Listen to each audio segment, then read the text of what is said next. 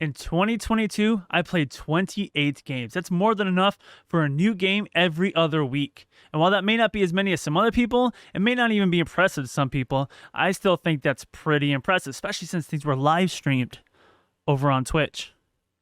What's up, everyone? My name is DJ CS, and welcome to an all-new video here on my YouTube channel. In this video, we're going to be going over my top 10 games that I played in 2022. Now, these won't be games that necessarily came out last year, but these will be games that I played for the first time last year. So there's not going to be any remasters or remakes or no games that I've been playing for the last 10 years.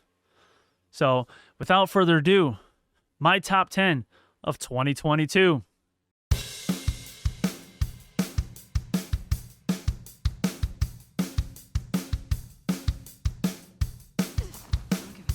Whee!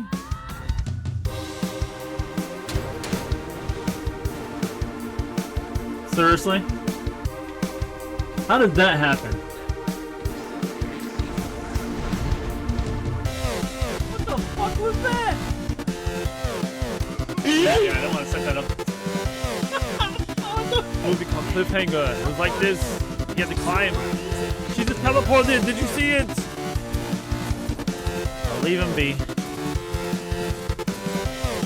Don't fall. Don't you dare fall off, Art. You son of a...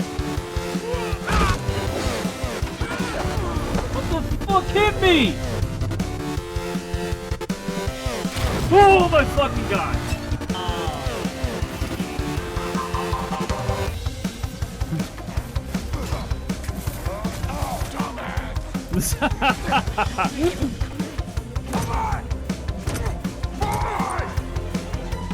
Oh shit. Better move fast.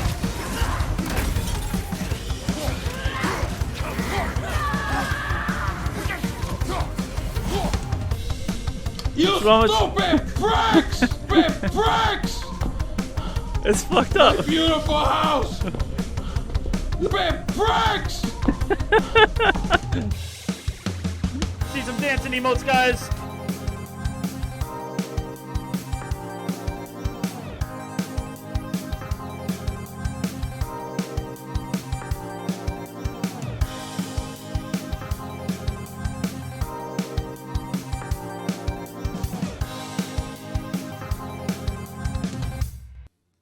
Number 10, Soma. Soma came out in 2015 and is a survival horror game that has you in an underwater lab trying to figure out how you got there and what happened to everyone. I found this game on a few of the scariest game lists, and I can see why. Being in labs, underwater, there is definitely a claustrophobic feel to this game, and the game is pretty dark both literally and figuratively. The story is what really pushes this game, finding out what has happened to everyone, including your own character. The environment never feels the same, with the exception of some of the outer areas where you're moving through the ocean.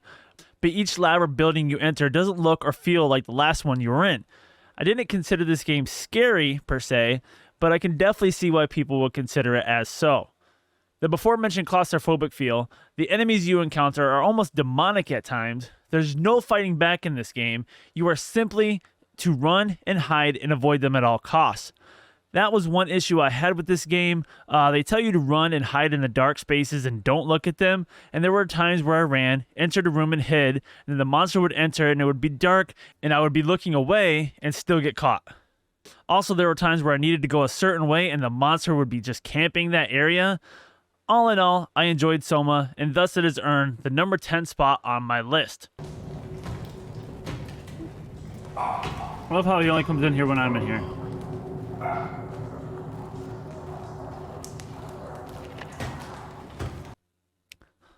Number 9, Dead Space. Dead Space was originally released in 2008 and the remake just released. It is a sci-fi action horror game set in space. The whole time I was playing it, all I could think of was Resident Evil in space. Given that there was a remake coming out and my interest in playing the game Callisto Protocol, I was told by viewers to check out Dead Space. In Dead Space, you play as Isaac Clarke, who is an engineer and was sent with a crew to repair the ship USG Ishimura. However, shortly after they arrive, they discover that the ship has been taken over by an alien life form called necromorphs. He is separated from the surviving members of the crew, and he must fight his way to regroup and evacuate. If this sounds familiar, well, that's because it's, like I said, Resident Evil in space. And that was my feeling going in. I was told it's basically that, and it holds up. I'm a fan of Resident Evil series, so it makes sense that I enjoyed this game.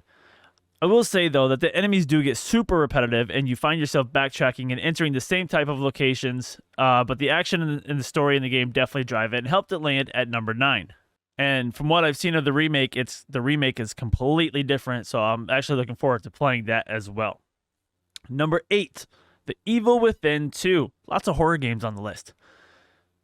The Evil Within 2 came out in 2017 and is a follow-up to the first The Evil Within game. Once again, we play as Detective Sebastian Castellanos 3 years after the events of the first game. Sebastian is convinced by his former partner Kimmin to enter the world of the mind called Unity after she tells him that his daughter is still alive. Unlike the first game, the second game has more of an open world feel. You are free to move around some areas as you like, and take different paths to avoid enemies or confront them. There are still the confined areas like in the first game, especially when dealing with the story-driven content, but the sequel felt different to me. The motion of the character, the fighting styles, and of course the graphics all seemed so much better, while also feeling the same. The story wasn't phenomenal and was pretty basic, but the overall feel of the environments and the variety in the monsters and enemies is what drives this game and has earned its spot at number 8. R.I.P. your head. Number 7, the first game on the list that actually came out in 2022, Poppy Playtime Chapter 2. In this follow-up to Chapter 1, you are continuing your way through the toy factory as you try to find a way to escape, and now, once again, find Poppy after she is captured by the new threat of Mommy Longlegs. Chapter 2 is massively larger than the first chapter and has similar elements to the first, but introduces new features and new characters. The puzzles you will play in the game are fun and challenging, even though they are based on kids' games. I didn't find Chapter 2 as scary as the first, mainly because that chase scene with Huggy Wuggy in the first game was pretty intense, and though there is a chase scene in this game, it didn't hit the same as the first.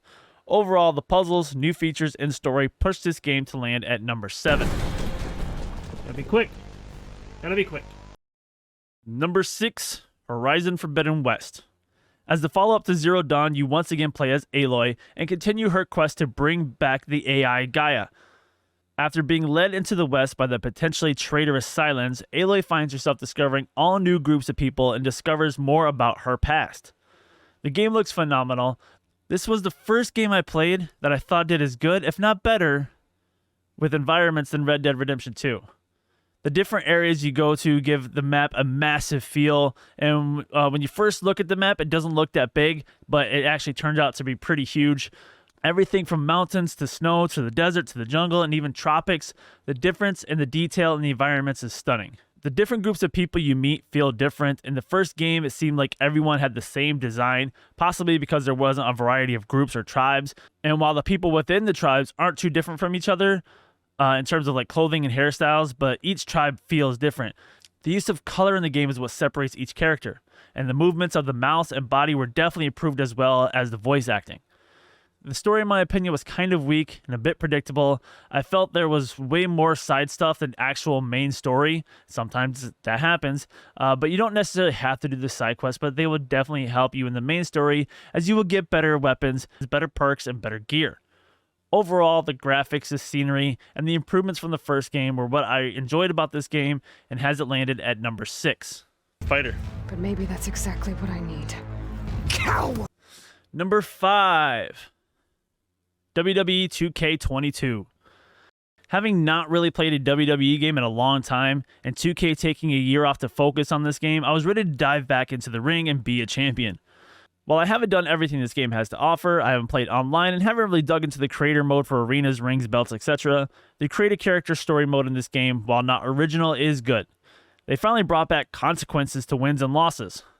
While not every match matters, there are some that will steer the path of your career and will also affect whether you are face or heel. You often get to choose what path you want to go down by accepting certain feuds or opportunities thrown at you, which is a nice touch. The graphics are pretty good, especially in cutscenes, and the wrestlers actually look like the real person. I feel like some of the games in the past mocapped a few different people and modeled multiple wrestlers off of one mocap. This game, each wrestler looks different, and like I said, looks like the actual person. The graphics are still not amazing. There is still some glitching and clipping here and there, but it's definitely an improvement.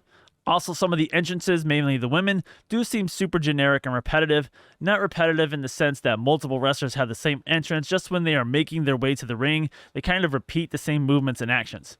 I felt like in early iterations, the games were making the fighting too complicated, and this game made it simple, while also not making it boring.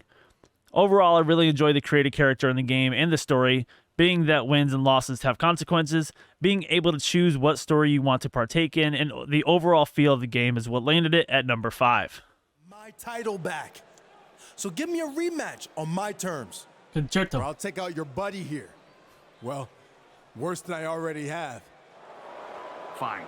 I'll take you on whenever and however you want. Just let him go. Smart decision. Now run back to your BFF. At least it looks like this is over with for now. Whoop-a! Pierce is waylaid with the chair. Number 4, Assassin's Creed Valhalla. This is the first Assassin's Creed game that I've really dived into, never having played any prior except for a few minutes here and there. The lore of the Norse culture and Vikings pulled me into the game. Maybe I just wanted more after God of War and in anticipation for God of War Ragnarok.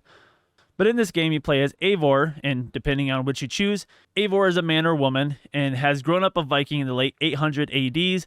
And after the murder of Eivor's father, Eivor and brother Sigurd get their revenge, then venture into the fictional British Isles looking for a new home and to build a new clan. Once there, they are wrapped up in various feuds with different kings and lords as they seek to grow allies in the area. They are also wrapped up in the Assassination Brotherhood. This all being lived and seen through the guise of Layla Hassan from the future as she seeks a way to stop the end of the earth. Now granted, I have yet to complete this game. I have over 130 hours in this game, but there is so much exploring. I have done so much exploring in this game. My ADHD can't seem to let me focus on story, and every time I venture to go on a mission, I end up stopping to get gear, gold, scrolls, Roman relics, mysteries, or anything else that grabs my attention. I end up finding myself trying to clear out entire regions of all the icons on the map. And the map is massive and includes additional areas as well that aren't necessarily on your map. They're on separate maps. The graphics are really good, and while not impressive as Horizon Forbidden West or Red Dead Redemption, I do enjoy the difference in the weather in the game. There's areas that are cloudy, areas covered in snow, and some are more sunny and vibrant. Maybe it's just the timing that you're there, like timing of the day, but each area seems to have its own feel and energy. I really like the fighting mechanics. They are simple, but sometimes simple is good. I like the difference in weapons you can use and how they change your fighting style. The skills tree is massive, but it's fairly easy to earn points to upgrade your skills, and if you want to change your mind later, you can unselect the skill and load up on a particular set of skills. Are a very particular set of skills. Or just select something different. I can't fully speak on the story since I haven't done too much of it. I'd probably say I'm probably anywhere from halfway to 75% of the story. But from what I've experienced, it's definitely a good story so far. Though the moments you play as Odin have taken me out of the game and doesn't really feel like it needs to be part of this. That is probably the only negative part that I've come across so far. The fighting style, the story I've experienced, the graphics, and the map are what really made this game stand out to me, and I'm looking forward to working on my way back through the AC games and playing more. But has also landed this game at number 4.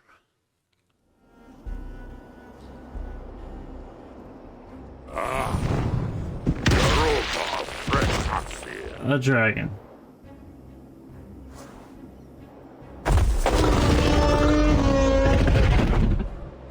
Great.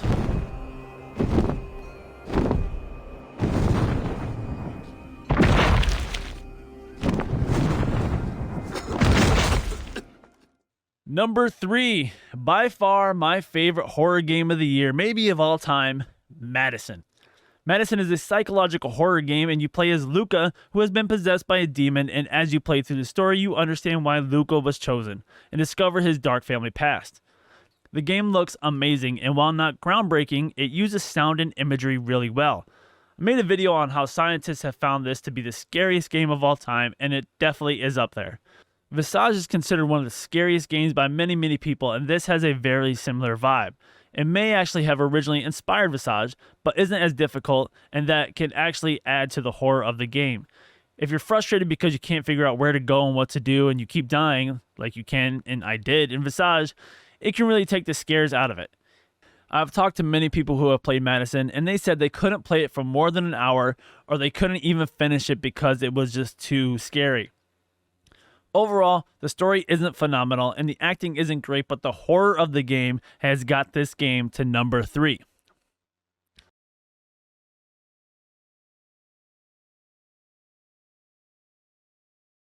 Number 2, The Last of Us 2.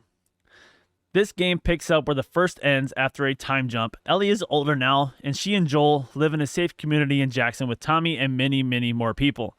However, the events of the first game and Joel's actions come back to haunt them.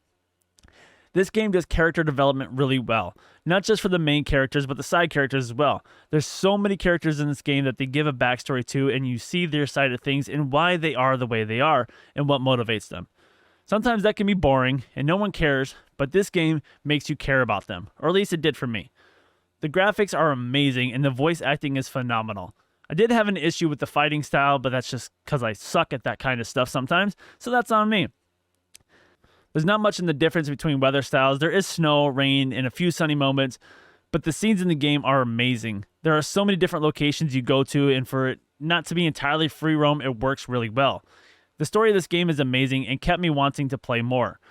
In a time where every game seems to be more focused on online content and constant upgrades and DLC, to the point the game doesn't seem finished, this game is like a fully finished, complete game. There's definitely things they could have saved for a DLC. There's even moments at the end of the game when I thought the game was over, but it continued, and they could have saved that for a DLC, but didn't. Overall, the story, voice acting, character development, and graphics of the game are what landed this game at number 2. Run.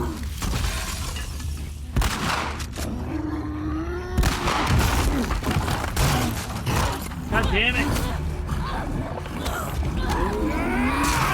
Oh, thank you, Joel. He's about to hit me with that Jason finisher. Maybe that was supposed to happen. Before we get to number 1, you made it this long, what's a few more minutes? Let's see what games didn't make the list. As I mentioned before, I played 28 games last year. We discussed 9 of them. What else did I play?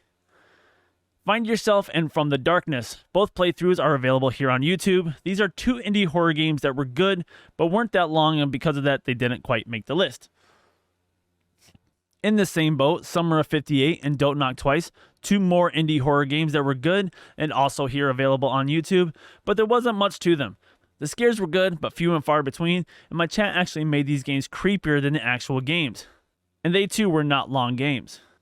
Little Nightmares. I enjoyed this game, but it didn't seem memorable to me. I felt like I kind of blew through this game and didn't really catch the overall story enough to enjoy it. The Medium. This game came highly recommended from my chat and unfortunately didn't hit. The trailer looked promising, but seemed to have shown the best parts. The game seemed super repetitive and unnecessarily long. The story wasn't that good and was kind of predictable. Evil Dead. I didn't play much of this game as I didn't play the multiplayer style. Only played the solo challenge mode in this game. It was fun and definitely challenging, but the further you get into the challenges, the harder they get, and there is no checkpoints in them, and they are long and hard. That's what she said. And if you fail 3/4 of the way through, you have to start the challenge all over from the beginning. It gets super frustrating. Scorn. Having seen the trailer on a recommendation from a fellow streamer, it looked promising. The problem is, I think it was promoted as a horror game, but was more of a puzzle game than horror. Gotham Knights. I had high hopes for this game, and it was originally in the top 10. But upon completing the game, I just couldn't defend it anymore. The leveling up system is pointless, the story is not good, the fighting style lacks, and the writing is bad at times. Still not sure if it's as bad as Marvel's Avengers, but it's not much better. The Shadows of Rose DLC for Resident Evil Village. Playthrough available here on YouTube. This DLC left me with more questions than answers. Going in, I heard this was the end of the Winter story, but with the way it ended, I don't see how that's possible.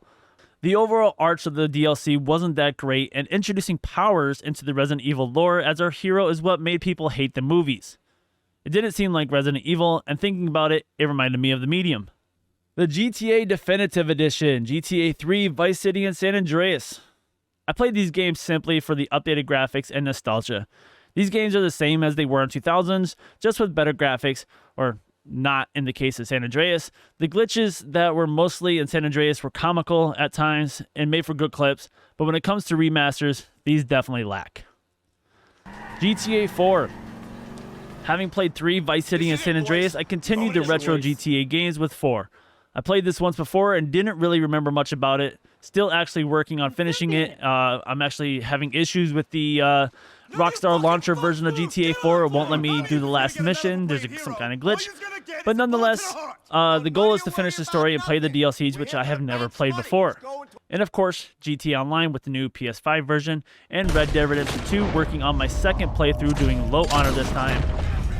Something I started doing for the community and just to have fun, marbles on stream. I've been playing this on Saturdays, having the community come in, we listen to music. I actually did a live New Year's Eve DJ set while we were doing marbles. It's really fun. It's, like I said, it's all chat based. The game doesn't go unless chat's there. It's super fun, and it's a great way to have the community participate. Also, Marvel's Guardians of the Galaxy, which I've been working on here and will be fully uploaded here in just a couple days. I didn't have this on the list of my top 10 games just because I kind of started it in 2021 and I finished it in like within the first week of 2022. So I kind of played it in 2022, but kind of didn't. So it's here and there. Resident Evil 4. I had played this once before. It was actually the first Resident Evil game I ever played, but with the remake coming out, I wanted to play it again to refresh my memory so that when I play the remake, if they've changed anything, I will hopefully recognize it as I play it. And now, ladies and gentlemen, the moment you've been waiting for, my number 1 game of the year, God of War Ragnarok. Should come at no shock to anyone. I've been waiting for this game since I finished God of War back in 2018.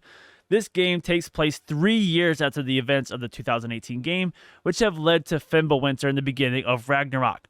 The mocap and voice acting in this game is top-notch. There is no question who should play Kratos in a live-action adaptation: Christopher Judge. The story in the game is also top-notch, taking beats from the Norse lore but adding their own touch to it. The writing was amazing, and I absolutely loved Thor. The delivery that Ryan Hurst had was next level, and I actually thought it was Josh Brolin when I first heard it because he kind of sounds like Thanos at times. There are moments in this game that are unexpected and not predictable. We see familiar faces, but also meet new ones, and while they aren't as fleshed out as a game like The Last of Us 2, they do leave memorable impressions. They do dive into the stories of some of our side characters from the first game, and it adds to their characters. The story keeps you on your toes, not knowing how it's going to play out and who will survive Ragnarok. As a father, this game really plays with your emotions, both from Kratos and Thor, and even Odin. The fighting style is the same as the 2018 game, but with some slight additions. There's more focus on parrying, which is key for the Berserker fights. It took me to the end of the game to really learn because I'm more of a Leroy Jenkins style player lots of times. But I love the different combos and pairings you get as you play the game. This game definitely lived up to the hype in my opinion and didn't disappoint. Overall, the story, mocap, voice acting, and overall experience of the game made it number 1 game of the year in my opinion, and should have won game of the year over Elden Ring. But I'm partial because I haven't played Elden Ring just yet. I feel if the game had come out in the middle of the year and had more time to shine, it would have won game of the year hands down. But it won many other awards, deservingly so. That Whatever. Reminds me of tales of a cruel empress. So, there you have it. My top 10 games of 2022. If you made it this far, drop a like. Let me know down in the comments. And if you're new here, please consider dropping a sub. Let me know your top 10 games down in the comments. Let me know the top 10 favorite games that you played last year, whether they were new to you or even if they were, games that you just enjoy playing. Let me know down in the comments. I'll be doing my best to work on uploading these games as soon as possible, but you guys know me, an editing process isn't easy, it's not quick, so they'll be out eventually at some point. Just make sure you look out for them. With all that said and done, guys, I hope you enjoyed this video. I'll see you in the next one, and as always, don't forget to tip your DJ. Later, dudes.